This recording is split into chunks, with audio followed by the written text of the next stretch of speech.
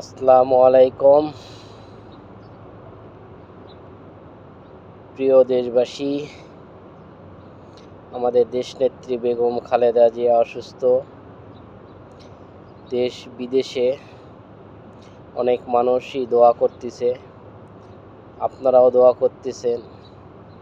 ইনশাল্লাহ আমাদের নেত্রী অতি শীঘ্রই সুস্থ হয়ে 2026 সালের ফেব্রুয়ারি মাসে যে নির্বাচন হতে যাচ্ছে, সেই নির্বাচনে ইনশাআল্লাহ দেশনেত্রী বেগম খালেদা জিয়া আপনাদের মাঝে আবার মাইকে ভাষণ দিবে। যে 3টি আসন থেকে সে দাঁড়াচ্ছে, 3টি আসন তো পাশ করবেই ইনশাআল্লাহ। বাংলাদেশ জাতীয়তাবাদী দল বিএনপি ইনশাআল্লাহ 230টা সিট নিয়ে জাতীয় মহান সংসদে আবার সেই আগের মতোই দেশ পরিচালনা করবেন। দেখেছেন 2001 থেকে 2006 পর্যন্ত বাংলাদেশে সয়াবিন তেলের কেজি ছিল 24 টাকা। ওই সময় আমরা দেখেছি আমাদের দেশনেত্রী বেগম খালেদা দেশ চালাইছে। ওই সময় আমাদের সয়াবিন তেলের কেজি ছিল 24 টাকা, চাউলের কেজি ছিল 14 টাকা, 15 টাকা, 13 টাকা।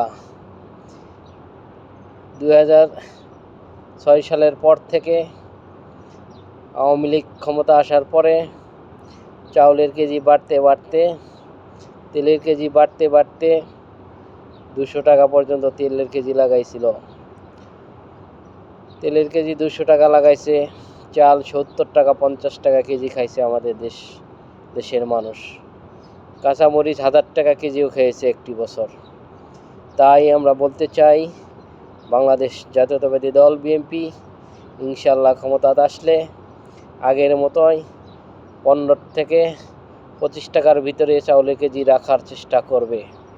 তাই আপনারা দেশবাসী, কিছু যারা আমাদের নুঙ্গির তলে ছিল, যারা আমাদের পায়ের নিচে ছিল, তারা এখন বড় বড় কথা বলে দেশ পরিচালনায় তারাই নাকি আসবে, তারাই নাকি দেশ পরিচালনা করতে পারবে।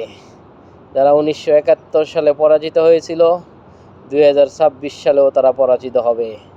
যারা আমাদের পায়ের নিচে ছিল, আমাদের নুঙ্গির তলে ছিল, আমাদের সাথে ছিল এক সময়ের, এটাও বলতেও কষ্ট হয়, এক সময় এই রাজাকার আলবদর আর রাজাকারেরাও আমাদের সাথে ছিল।